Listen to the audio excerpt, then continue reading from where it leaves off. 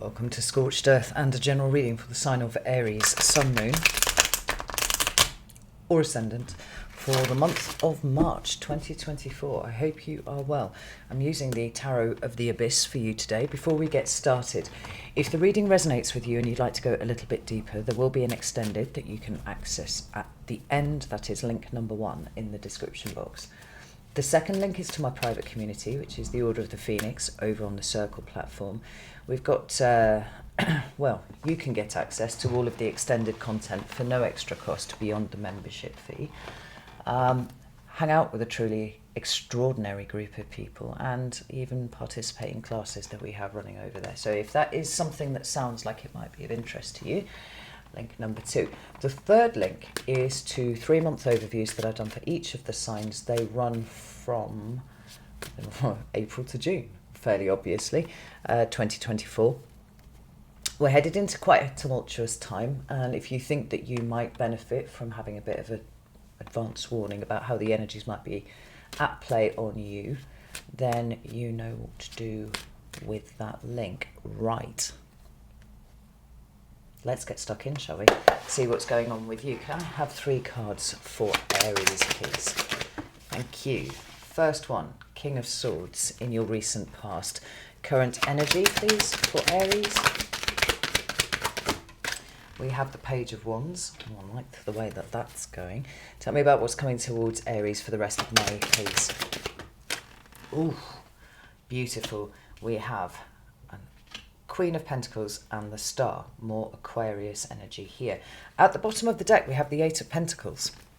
And I like this for you. I like that a lot. I'm going to move these cards over here so that you can get room for some clarifiers going in. And see what these are all about. We do have a lunar eclipse at the end of this month, and it is in your opposite sign, which is Libra. If anything, I'm feeling like that closes the door on a lot of things for Aries and creates the space ready for the solar eclipse that is happening in your sign on the 8th of April. And certainly what I'm seeing here would certainly suggest that this is going to be a better time for you. Well, the rest of this month actually is about positioning yourself to take advantage of that solar eclipse in your sign coming up on the 8th of April. But let's get some clarifiers out on the table first. Tell me about the King of Swords. Why is that here? We've got 2 of Swords on its side. And we've got the 8 of Cups. Amazing. Right, tell me about the Page of Wands, please. Ooh, goodness. 9 of Swords, 10 of Swords. I actually really like that. Please don't worry about it, because that seems really good. Tell me about the Star and the Queen of Pentacles. We have the Empress. We have another Queen with the Queen of Wands. And one last card, please, for Aries. Star and the Queen of Pentacles. Whoa. I said 1, but we've got 2. Right. I really, really like this for you, Aries. This feels like it could be one of the most positive readings that you've had in quite a long time, and I know that you'll be delighted to hear that, because frankly, 2022 and 2023, in some ways, or at least the first half of 2023, was a little bit of a write-off for you. Anywho. We start with the King of Swords. The King of Swords is associated with Aquarius. Traditionally can refer to the established professions. So, you know, anything that requires a certain amount of emotional detachment to do properly. So we're talking about doctors, surgeons, accountants, you know, lawyers, judges, those kind of professions. But for me, it speaks more specifically about the power of making a decision. It can speak about the way that you choose to make decisions, right? Your very process itself. But sometimes it can quite simply be that you have made a decision about something. And this is something, it's very, very powerfully reflecting about a change of mindset that you have had in some way or another. Now remember that this is recent past, so we're talking within the last 6 weeks, realistically. some sort of major decision has been made that is a reflection of a changing process in the mind, rather than, how else would we put it, a simple reaction to circumstances. I think that's probably the way that I would put it here. That in and of itself is a very powerful thing, because it changes one's paradigm. Our understanding of reality comes from the way that we process all of the information that comes into our brain. And it's been an enduring problem of philosophy that we may not all interpret information in the same way. And the question is, how can we logically rely upon the fact that what I perceive to be the colour of red, for example, is what other people see as red? If you start falling down it a little bit too much, it becomes dismantling for one's sense of reality. But the point that I'm trying to make here is that we all have filters, and these filters are built up over time by way of our experiences, by way of what works and what hasn't worked for us, by way of quite simply what we have understood about any given situation. So when those filters move, adjust, or indeed are even removed, and we start to see, we start to have a deeper appreciation of something, we see it from a different perspective, we quite likely think about this problem, whatever it is, or this issue, this life circumstance, whatever, in a very different way, or even think about ourselves in a different way. Reality begins to change around us. And I think what this really awful protracted tower moment that I spoke about at length in 2023, that you had all seemingly been experiencing for the previous 18 months, has really taught you, is how to access a deeper level of power than you knew you were capable of. Like, Aries know that they're strong. It's a fire sign thing, right? There's a certain resilience that is built into the fire element. But sometimes we can do things that we think in the moment are wise, and latterly we realise that we've self-sabotaged, or we cut off our nose to spite our own face, or we burnt everything down, when actually what was needed was a more objective viewpoint about something, and one that at that point, that version of us was not able to entertain for whatever reason, right? And it's usually trauma related. So for this to be showing up here, it seems to me that you're thinking very, very clearly about the situation that is in front of you, or the situation that was in front of you, your life generally, you as a person. And there's a different kind of mental process that is now at play, which recently has allowed you to make a decision or a series of decisions that are now changing the direction of your life in some sort of really meaningful way, I think, here, Aries. Because we've got the Two of Swords lying on its side here, and I do read the card sideways, and I know that that really upsets people, and I am completely unapologetic about it, because the art of tarot is an intuitive one, and it has nothing to do with the cards on the table per se, but what is tarot happens in here, right? So if that card on its side means something to me, that's how I'm going to read it, and that's how I'm going to share it with you. So it is on the side, and that does mean something to me. And then we have here the Eight of Cups in the upright. Now, if we can just settle on that for a second. The Eight of Cups is about putting down emotional baggage, quite simply. I mean, it's card numbered 8, so it is about power, our own personal power, and where the power in any given situation lies. And the 8 is about moving away from a situation emotionally that is now no longer serving us. Now, when, sometimes that can be accompanied with a corresponding physical moving away from something, but not always. Because some of the things that we carry around with us, our emotional baggage, if you will, it's been sitting there for 20 years, 30 years, 40 years, very long time. Some of this stuff is picked up in childhood, and because we are not aware of it, it is very difficult for us to do anything meaningful with the kind of, to extend the method, the kind of mental filters that builds inside our head. Now, The presence of the Eight of Cups is a decision to put something down, not carry it anymore, and go off in pursuit of what we see in the Nine of Cups, which is not only, hopes, goals, dreams, aspirations, all of those things are like our wishes coming true. It's also about a kind of emotional stability, right? Good emotional management of ourselves. Now, this Two of Swords means something to me because in its upright, it's for such a low-level card, it's a bit of a beast. It speaks to the psychological screening mechanisms that we all put up in some way or another, right? Quite frankly, it's the things that we don't see that we don't see. The things that we don't know that we don't know. You'll notice that she's got a blindfold on here and she's got a back to the moon and a back to the water. These speak of the intuition and water represents the emotions respectively.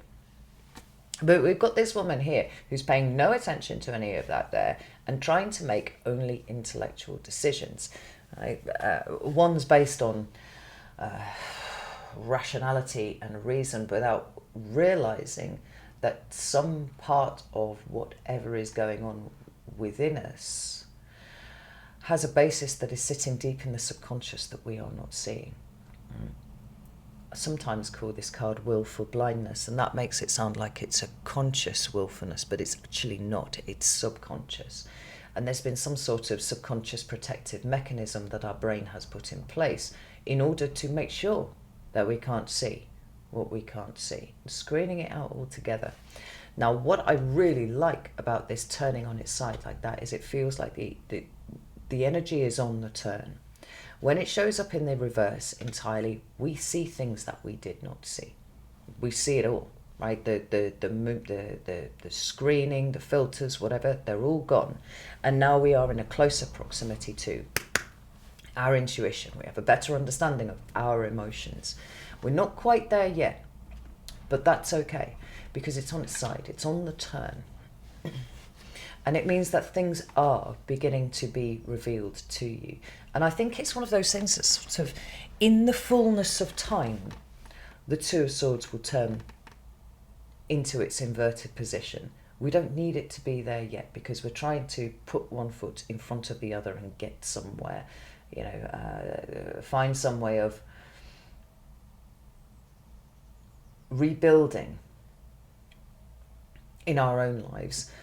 Where we want to, towers that have previously fallen, right? If necessary, and for some of us we might go, I don't even know why I built that fucking tower in the first place. It was an eyesore and it didn't actually do anything useful. In which case, we may repurpose the materials for making something that is of purpose for us, that performs some sort of function and isn't an absolute blight on the landscape, right? Now, the way that these three cards weave together means to me that as you are starting to see certain things that you did not see before, and I would say that they're likely within you rather than noticing them outside of you, but there's a small bit of this that could be eye on outside, right? Maybe using what's happening outside to help you reassess what has been going on inside. That's possible, but I feel like it's mostly internal. We've got you choosing to put down the things that have made you feel less than, the things that made you feel like you were not powerful, and that's a very frightening place for a fire sign to be. Not because we want to strut around with a crown on our head and claiming we're in charge of everything.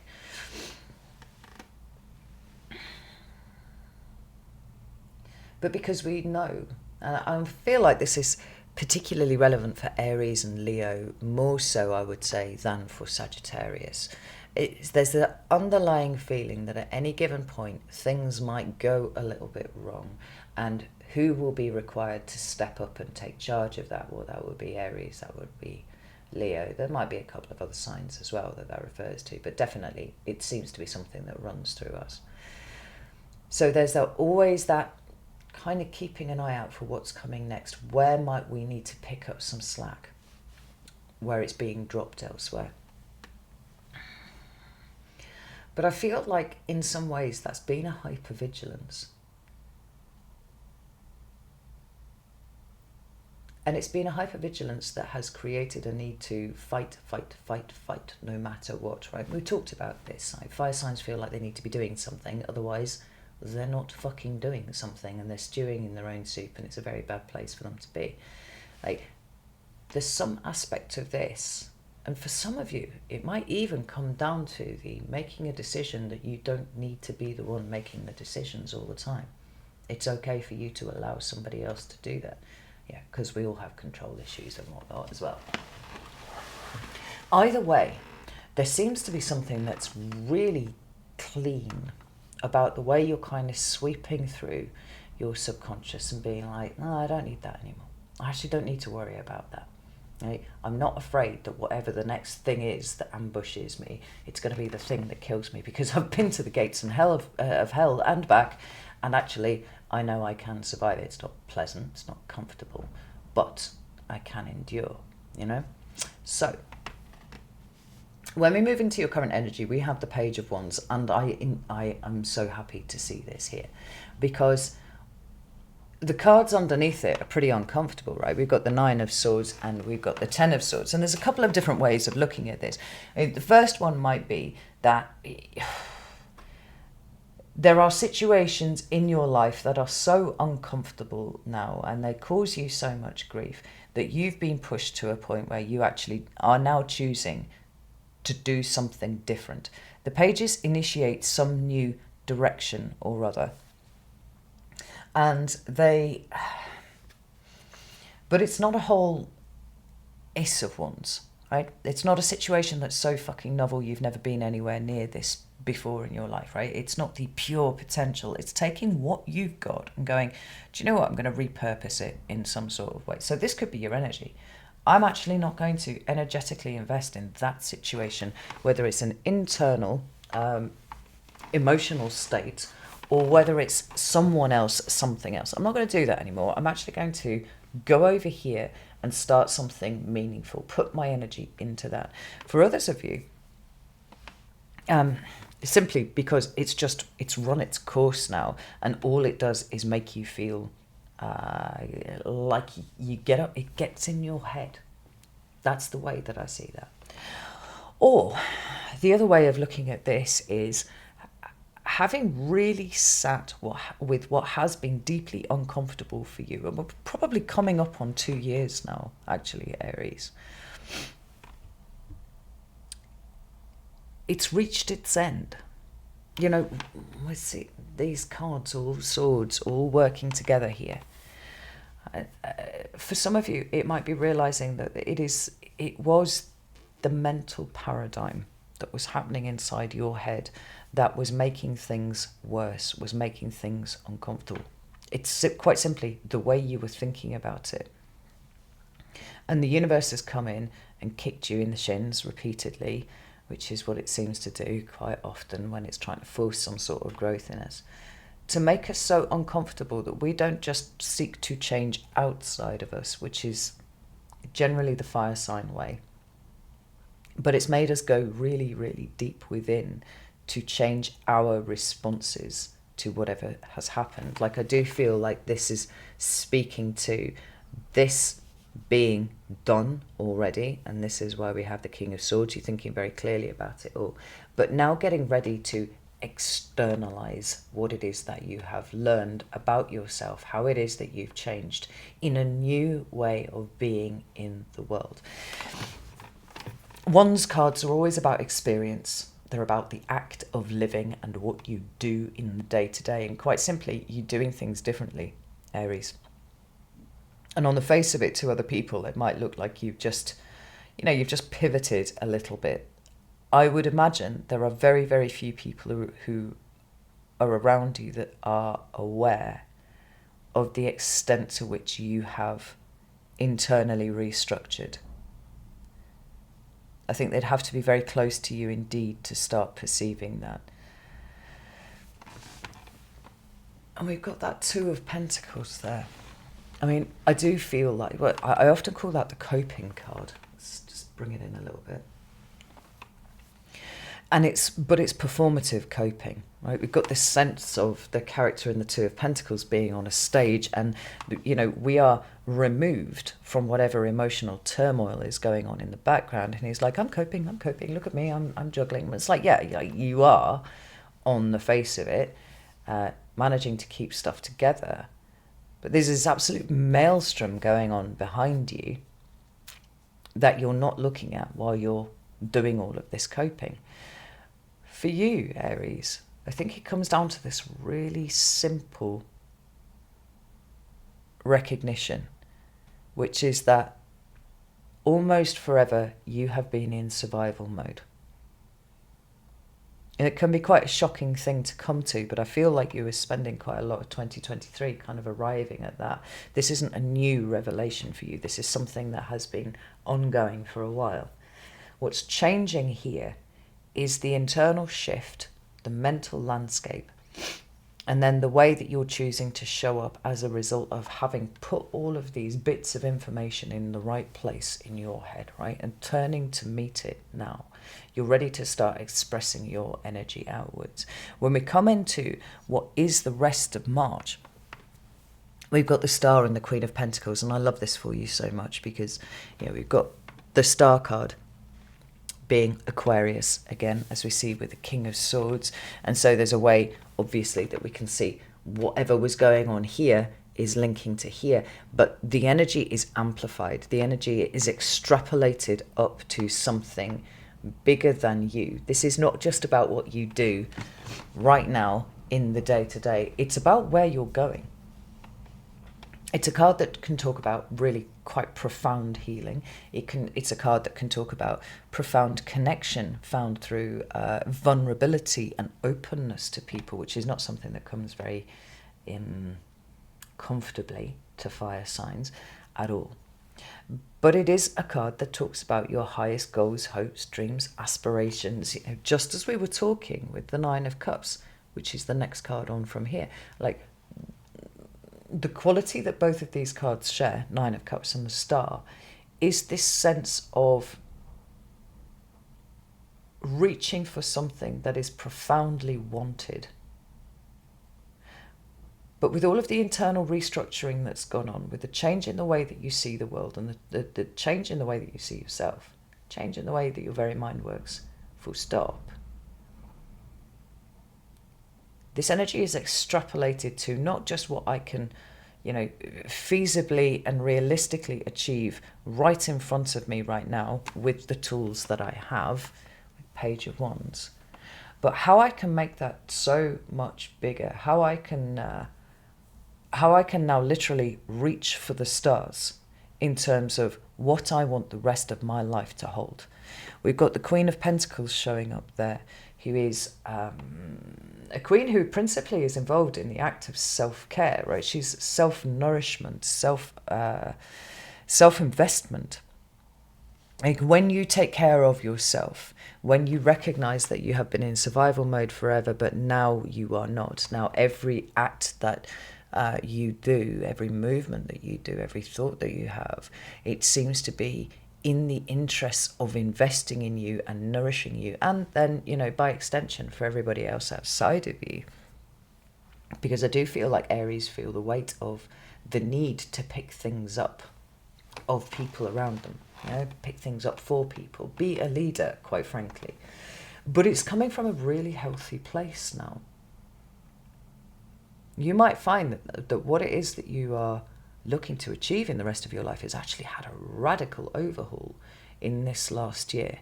There are certain things perhaps that you might have taken for granted before now. That now you don't. Now you recognize how precious they are and how those things need to be valued and venerated within your own life. And you might well, be part of what needs to be valued and venerated. Excuse me. And it could be, at the same time, recognizing that many things that you have considered to be incredibly important were actually an expression of a survival instinct. And they don't serve you anymore.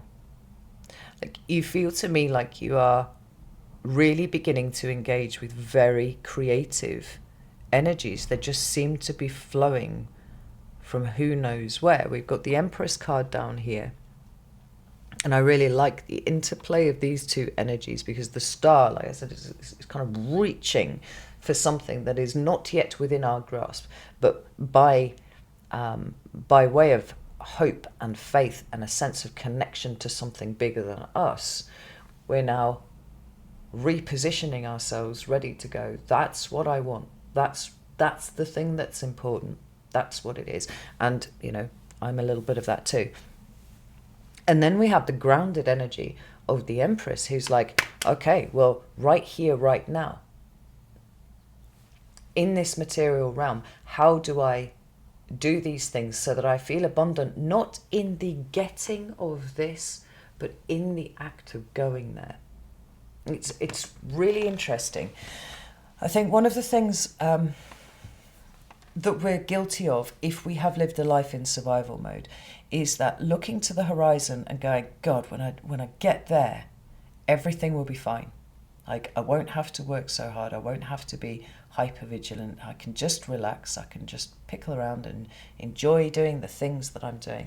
I won't have to work so hard. That being a big thing. I won't have to exhaust myself. I won't have to just be the person that everybody relies on to get everything done, because everybody else will also be doing things when we get over there.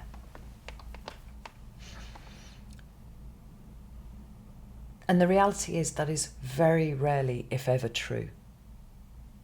What we're doing is living on the hope of the future, where everything just fucking magics itself perfect. And what we don't realise is that simply we will be who we are right now, but we'll be over there. Which means that if we haven't worked on ourselves, if we haven't dealt with the things that feel problematic in the moment right here, right now, wherever you go, there you are. Nothing's going to change, because you will move the goalposts. And that's a really interesting thing. I had a quote the other day, which was, if you really want to win the game, stop moving the goalposts. And I thought, how guilty are we all of doing that? Particularly when we're positioning ourselves with our salvation being some point in the future that we've decided everything will just be perfect when we get there. The Empress is about true abundance. She's about feeling abundant right here, right now, wherever you are. She's about, for me, she actually speaks very strongly of gratitude. But she also has this sense of birthing something new into the world. So we've got the practical aspects of how you will birth your dream and bring it into reality. I can't decide if I've just heard a honking at my gate or not. I should probably go investigate. Stay there, I'll be right back. False alarm, I was hearing things, there's no one there at all. So this works really, really well together, because this is hope, this is goal, this is future stuff, but it's very grounded in the here and now. And it's from a very creative and appreciative place of where you are right now, and awareness of the journey that you're going to take being as much of the containing actually probably where more of the joy is than where you'll end up in the end. We've got the Queen of Wands there, which for me is an Aries card.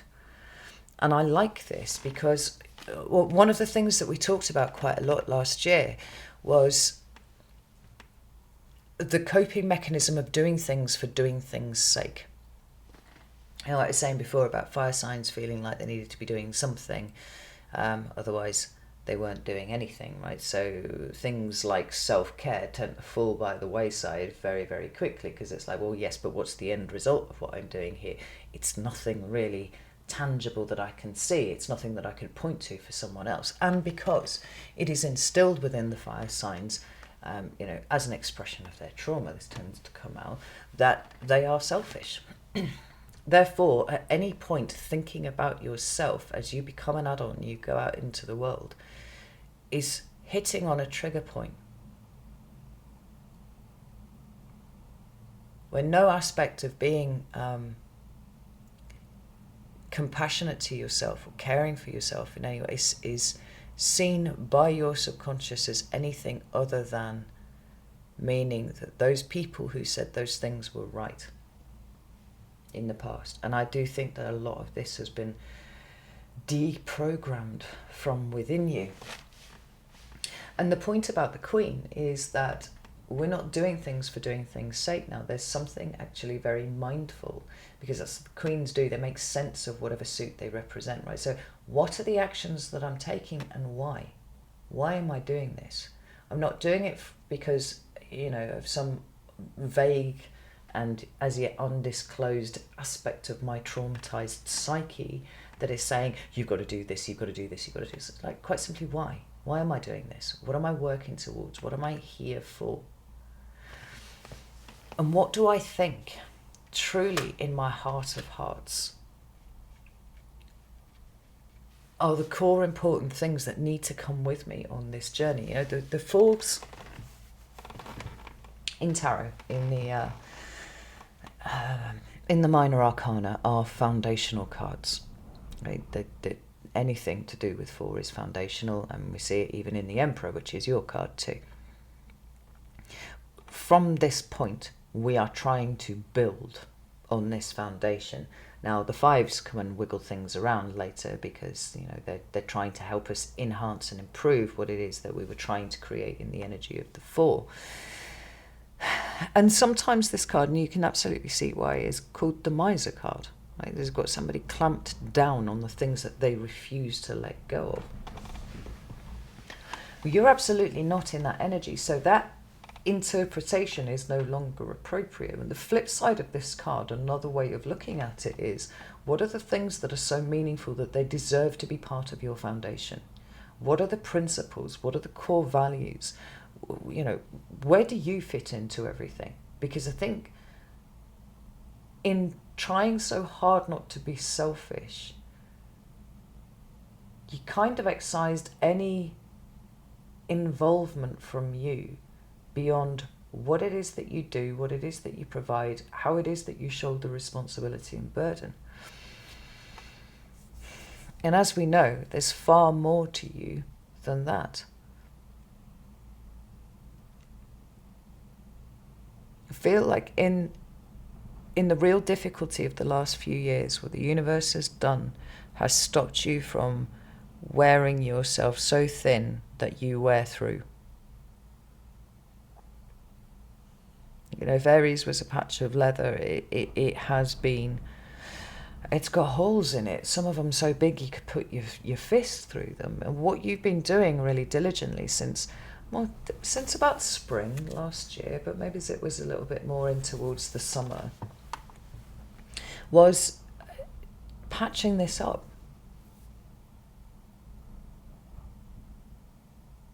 Creating something that is whole instead of filled with holes. Like, quite frankly, you feel bright-eyed and bushy-tailed about the possibilities, the potential of the future, but you're not getting lost in an overinvestment in the future.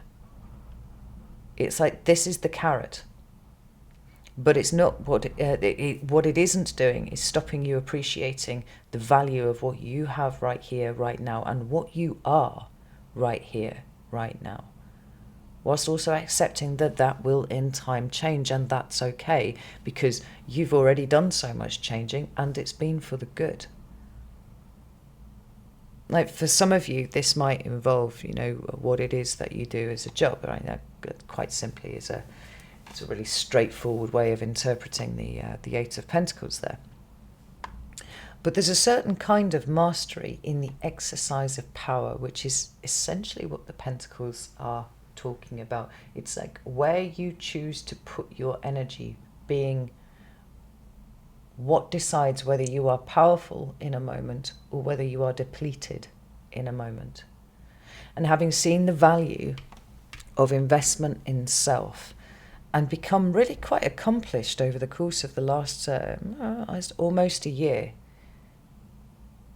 in patching up where all those little holes have been, we now have something really strong that works here, right now, and also has been made better for where you're going in the future.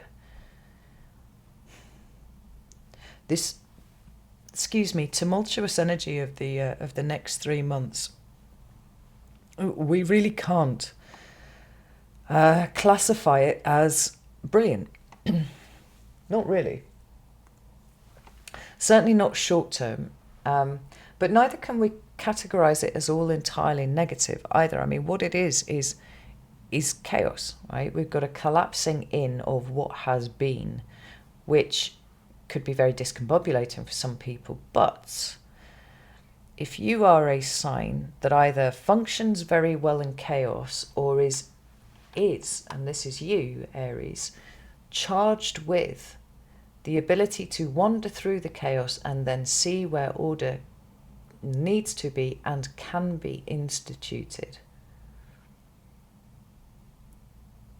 you're a sign that sits very well at the edge of everything that's gone wrong and goes, right, well, where do we create some order in this then? You know, it's that juxtaposition between the full energy, which is inherently chaotic,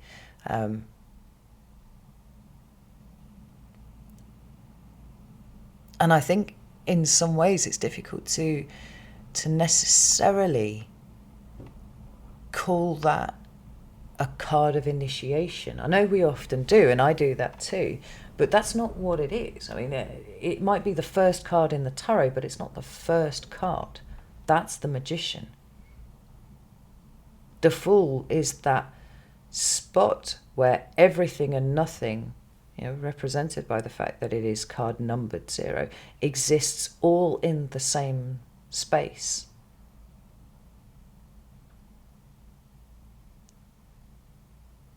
You need to be able to sit in that as an Aries and then go, right, well, this is the way that I'm going. This is where the order's being brought in. This is where I get to be a leader. I don't even think it works like that in your head, but it's like it's coming from a really healthy place now, where instead of trying to cope and survive in a particular kind of system or structure, set of circumstances, it's like everything and nothing exists in this moment. What are you going to do with it? And I think you're going to pick it up and you're going to run with it, quite frankly, Aries.